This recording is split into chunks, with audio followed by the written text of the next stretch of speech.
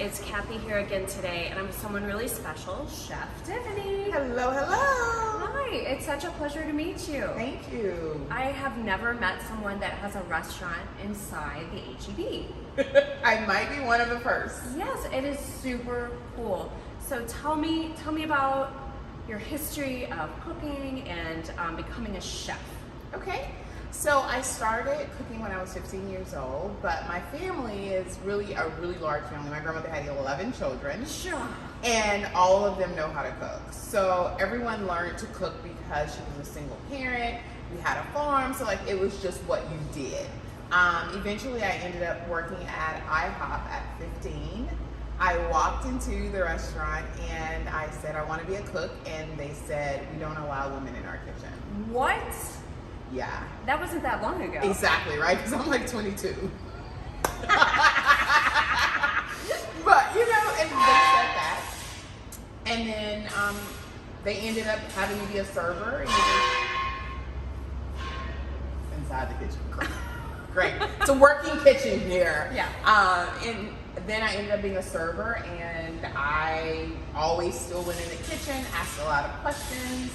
And one day they needed me to cook, and I said, okay. And that was how it started. Yes. Oh, you need a woman now. You know what? It's funny because in that moment I was so young, I didn't even think like that. I was like, yes, good opportunity. You know what I mean? It was what I wanted, so I got it anyway. And I loved every part of the kitchen. Like that was when I fell in love with the kitchen. The camaraderie, the hard work. At that time I worked with people who did not speak English at all, and I still loved every moment. I'm telling you, it's so crazy. I loved it. I loved picking up the 5 gallons, feeling in control. And, you know, here I am in high school hanging with older folks, and then eventually I started managing. So then I was managing in high school. That's amazing.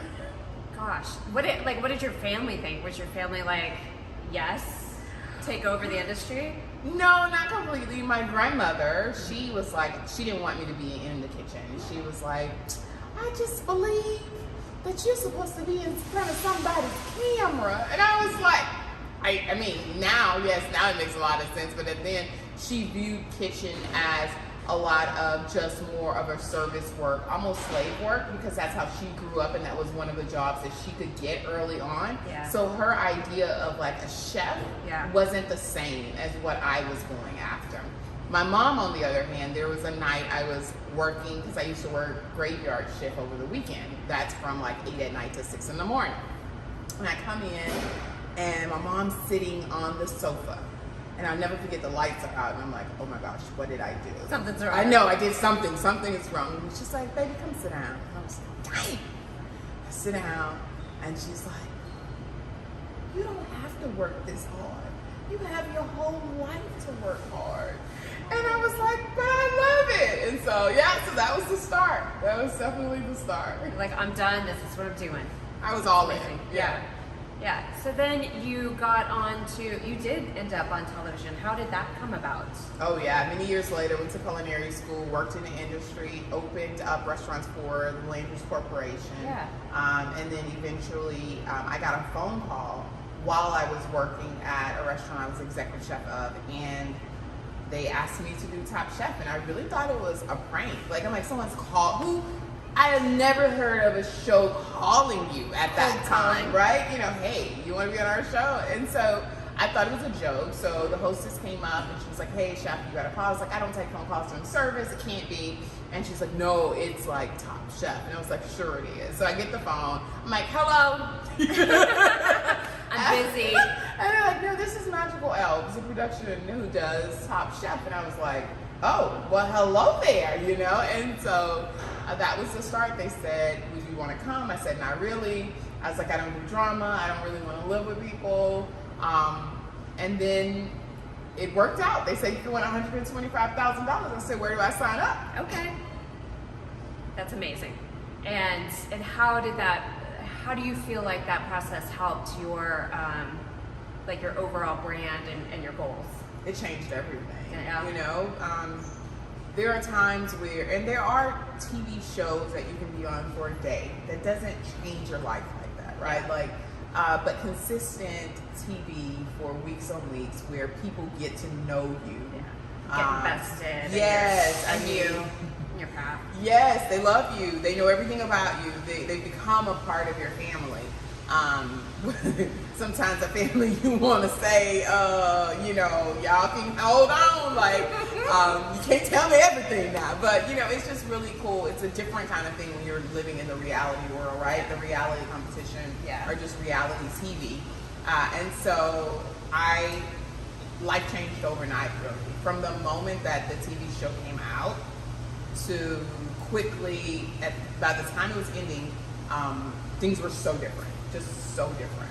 Like I'll never forget, finished the show, went to France. I'm standing on the streets of France in Paris, and someone screamed my name. No! That's amazing. I was like, all the way around the world. I done made it.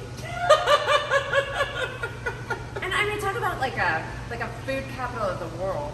Yes. That's amazing. Yes. No, that was a moment of like, wow. Like, okay, you know, here we go, ready or not. So, and I didn't have anybody, like some of the friends that were on the show had talked to people and had a little, you know, mentorship about how the TV thing works and like what will happen while you're out there and all of that, and I didn't. And so it was, for me, it was just like, oh, this is happening, like, you know, day after day. Oh my gosh, that is crazy. So that's amazing that it really kicked you off that way. So how did you connect with like H-E-B to put a store in our supermarkets?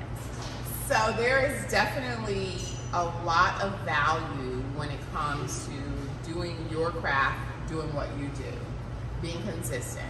I actually didn't know that H-E-B was eating at my restaurant in Plano, at the Roots Chicken Shak in Plano. And so they had dined with us like 8 times. They're sneaky. You know what?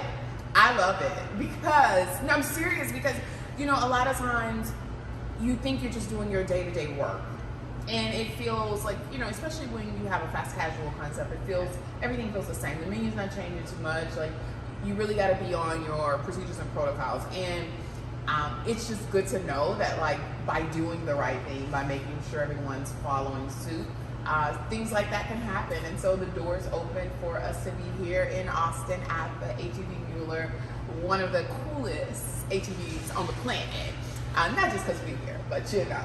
I mean, I'm pretty biased. This is my H-E-B. I love H-E-B. Oh, I love H-E-B in general. I think they're one of the most amazing companies out there. So I think it's so cool that you're here, and what a neat concept that we had. Yeah. So, like, we had a little restaurant before, and that was kind of iffy, but this is really cool. I know. You know, I meet a lot of people that say they wish that they would put the food halls in a lot more of the H-E-B. So we'll see what happens, but this is definitely a really cool space. Not only that, I mean, you have your bar, which a full-fledged bar inside of this H-E-B.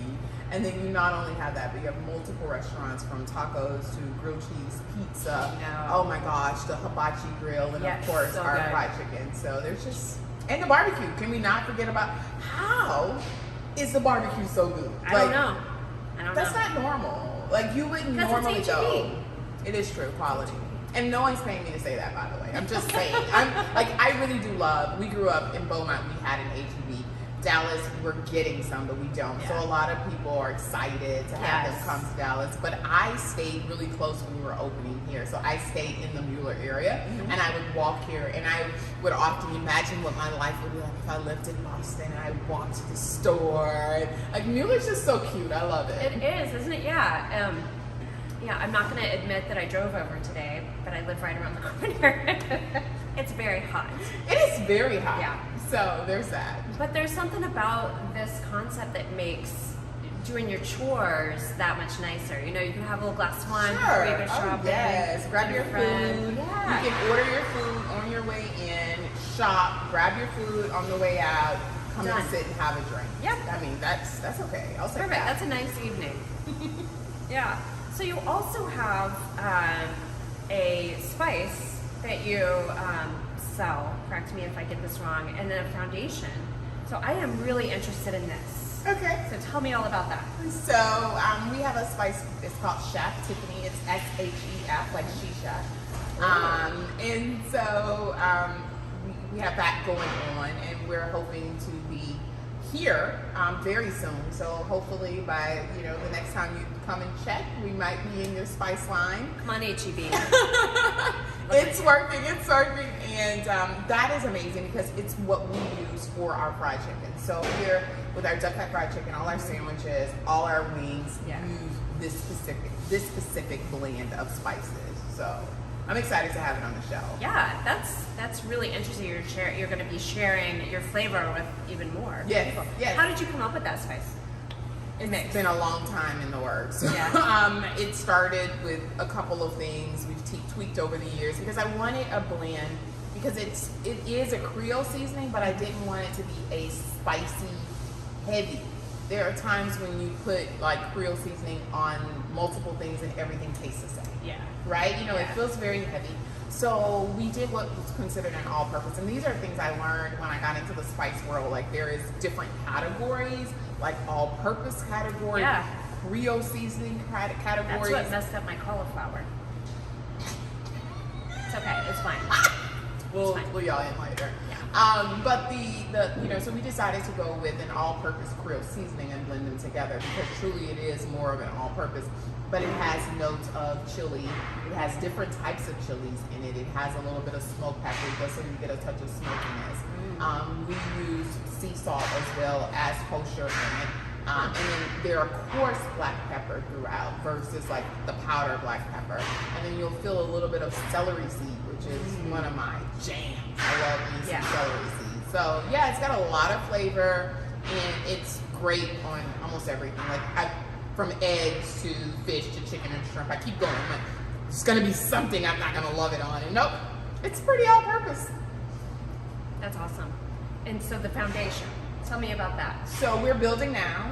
We are working on a system, and we haven't coined the name fully yet. I call it RCI, Roots Culinary Institute, because I wanted women to be able to have mentorship. And not only women, but people of color as well to have it. And so we're creating a system now where you can learn about the restaurant business. It's a training program where folks can come into Dallas. We will have it set up. So it's a lot of moving parts, and it's just a beautiful thing to be a part of. My partner, Tom Foley, is really working on it very hard. You want to wait? The margarita machine's kicking on. It's margarita time. I mean, it's a little early, but I'll take it. It's 5 o'clock somewhere. That's what they say. Yeah, maybe we give it a second. Okay. So, we have our foundation that we're starting where we'll be able to hopefully foster a community of chefs that are learning and progressing in the culinary field. I feel like there's a lot of people who aren't getting foundationally what they need to be successful. And I think that also has a double effect on our industry. We're not moving forward in certain areas when we need to, and we need to figure out how to make a more fair, sustainable, equitable industry. And so I think those are things that we have to talk about, things we have to learn how to navigate, and also navigating a business. So there's a lot of business training in it. My partner is an attorney by background, so he is very studious and loves to talk about these things. And he's putting together programs from other colleges as well to take credits and be able to have those credits. So it's multi-levels of it. I mean, and we have a part where you're going to be able to come and stage and be with us and do a full mentorship with us for a few months in our location. So we're working on it and we're working really hard. I'm hoping to have that out next year.